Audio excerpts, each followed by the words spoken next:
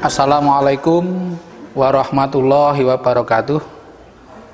Alhamdulillahirabbil alamin wal aqibatu lil muttaqin wala udwana illa 'alal zalimin.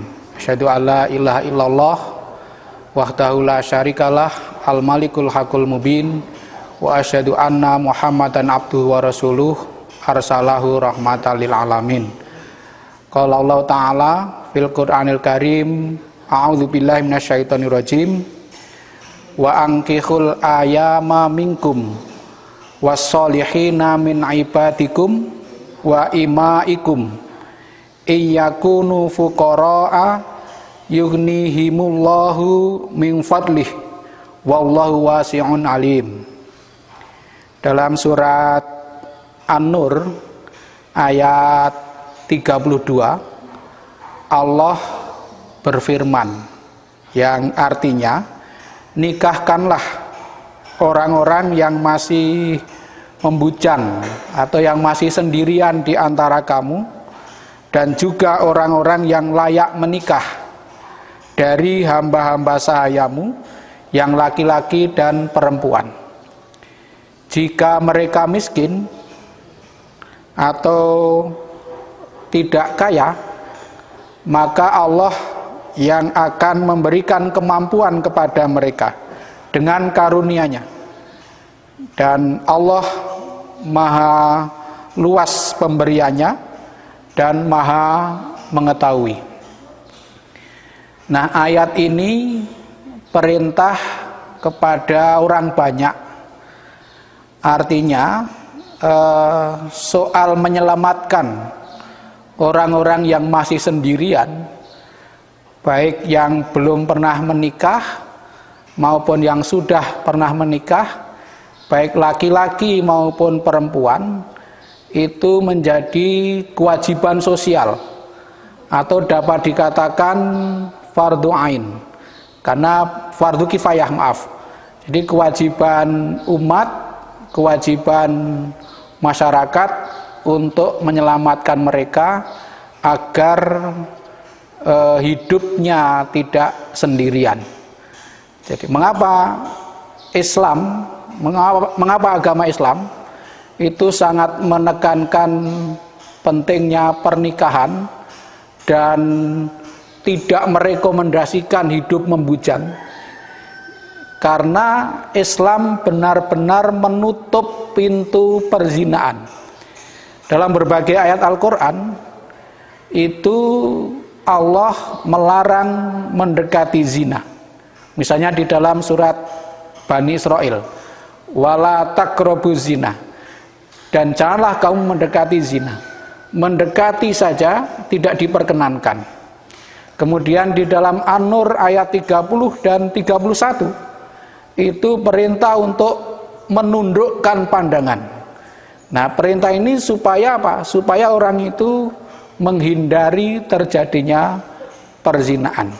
Maka karena pintu perzinaan itu ditutup rapat-rapat, nah sehingga Islam memberi kemudahan jalan menuju pernikahan. Sangat mendorong Allah itu.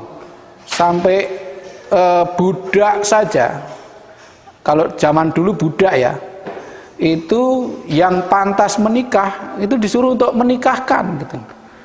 Kemudian satu lagi Allah mengatakan, jika mereka miskin, jika mereka tidak punya apa-apa, Allah yang menjamin akan mengkayakan mereka dengan karunia Allah. Dijamin oleh Allah, setelah menikah itu hidupnya akan menjadi lebih leluasa, bahkan akan menjadi kaya gitu. Nah, dicukupkan oleh Allah dengan menikah itu. Mengapa persoalan ini oleh Allah ditekankan? Karena jujur saja sebagian besar orang yang menyebabkan ragu-ragu untuk menikah itu adalah persoalan ekonomi, faktor ekonomi. Ragu-ragu. Kalau sekarang hidup sendirian saja dengan pendapatan sekian belum cukup, nanti bagaimana kalau hidup berdua? Padahal dalam kenyataannya, tapi ini hanya bisa dipercaya oleh orang yang sudah menjalani. Kalau belum menjalani ya sulit untuk percaya. Jadi kalau dulu itu sepiring sendiri, nah setelah menikah bisa sepiring itu untuk berdua. Padahal bayangan orang yang belum menikah itu kan nanti kalau sudah menikah harus menyediakan 2 piring untuk makan, 2 tempat tidur. Tidak itu. Jadi untuk makan cukup sepiring berdua, tempat tidur ya sekasur berdua, rumah ya serumah berdua. Jadi banyak hal yang sesungguhnya kalau dikalkulasi secara ekonomi itu semakin ngirit lah. Yang tadinya habis untuk sendiri, nah setelah menikah itu bisa digunakan untuk berdua, sehingga dimungkinkan terjadi sisa atau saldo. Nah itulah yang Allah mengatakan, Allah yang akan menjadikan mereka kaya atau menjadikan mereka itu cukup. Nah dengan demikian kemiskinan seseorang tidak bisa dijadikan alasan untuk membujang. Nah maka setelah menikah, nah, perlu dipikirkan, perlu dilatih secara bersama-sama tentang tata kelola nafkah atau yang bisa kita sebut dengan manajemen nafkah. Ada 3 hal yang terkait dengan manajemen nafkah ini yang perlu kita terapkan bersama-sama dalam kehidupan berumah tangga. Yang pertama, yang bersifat lahiriah. Yang kedua, yang bersifat batiniah. Yang ketiga adalah keterpaduan antara yang lahiriah dengan yang batiniah itu. Yang lahiriah itu menyangkut tata kelola keuangan keluarga. Nah ini model orang mengelola keuangan keluarga itu bermacam-macam. Ada yang misalnya ya, istri itu ditanya oleh suaminya kira-kira sebulan itu butuh berapa. Nah itu dikasih sesuai dengan kebutuhan itu. Kemudian ada pula yang pokoknya pendapatan suami berapapun diserahkan kepada istri untuk mengelola pendapatan sehingga cukup. Nah kalau soal seperti ini adalah soal teknis yang masing-masing bisa bersepakat bagaimana baiknya. Nah kemudian akuntansi dalam keluarga ini juga penting dipikirkan.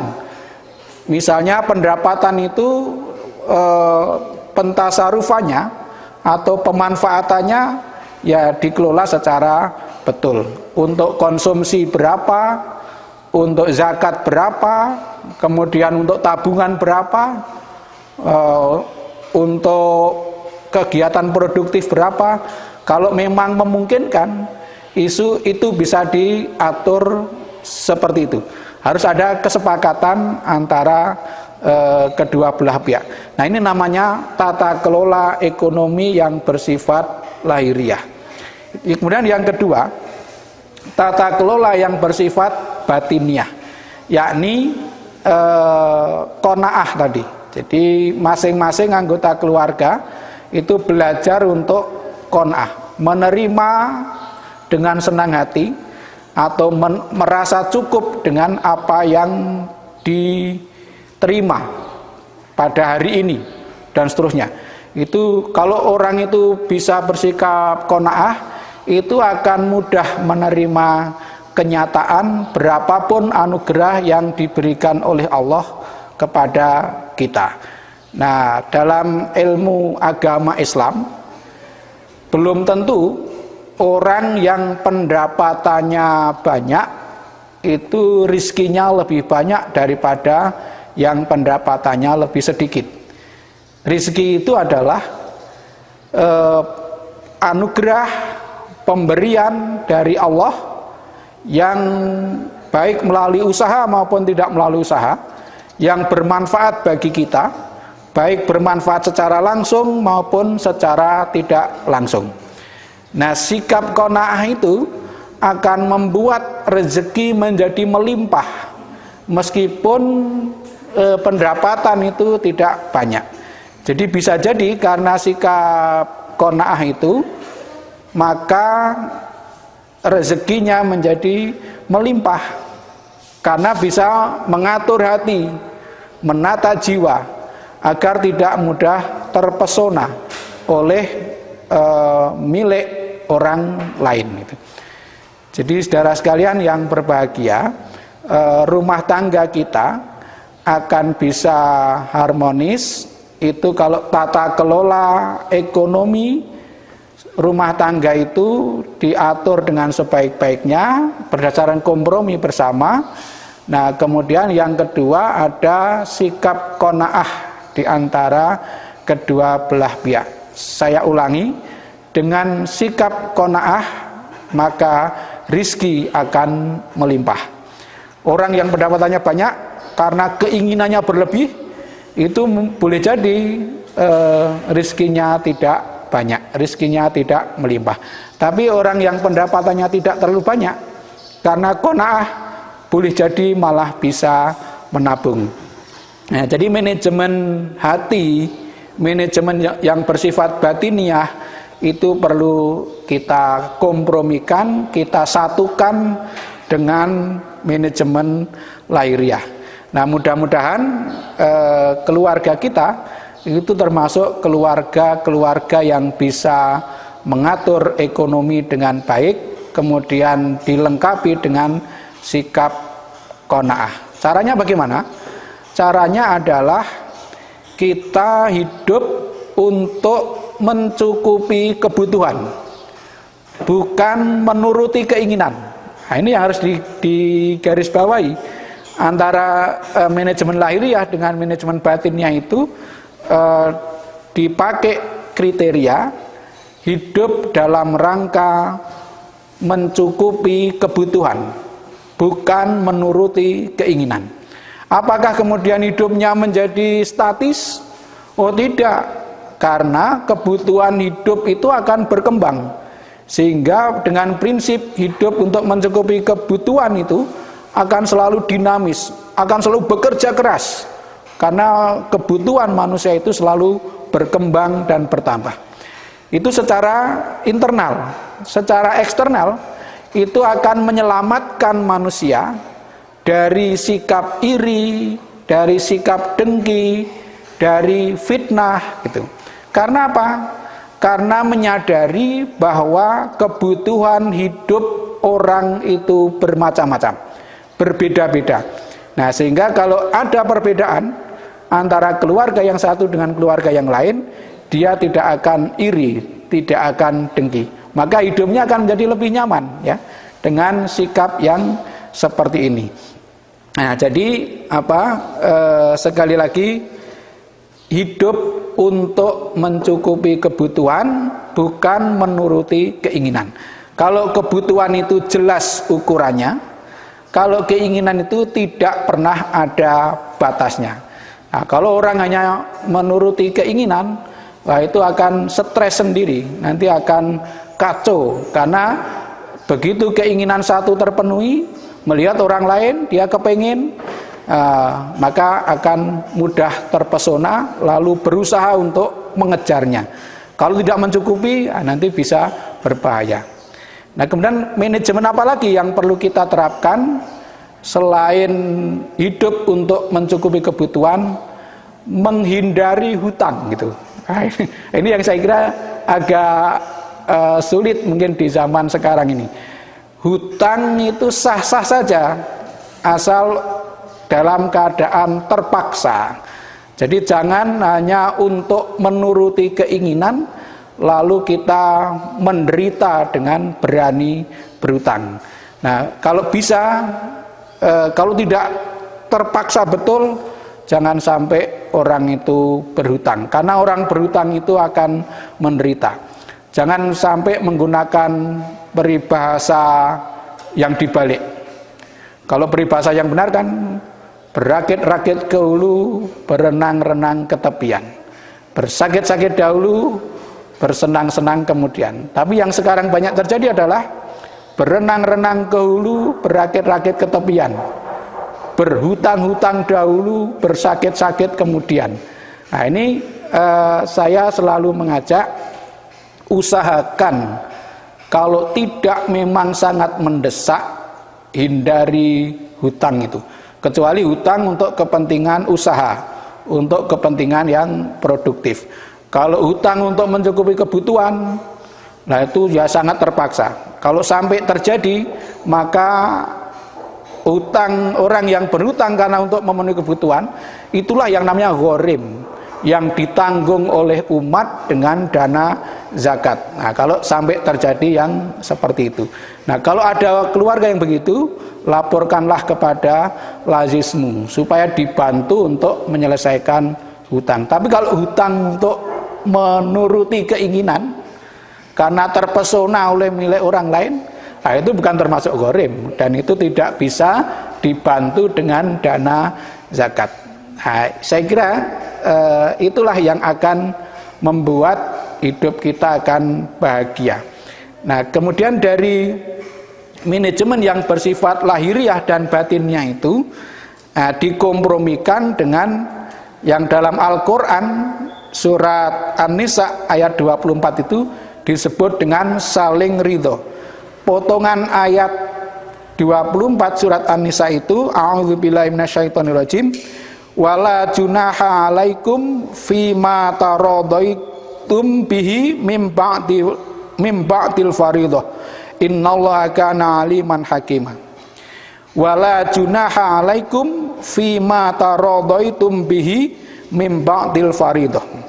Tetapi tidak mengapa jika ternyata di antara kamu telah saling ridho setelah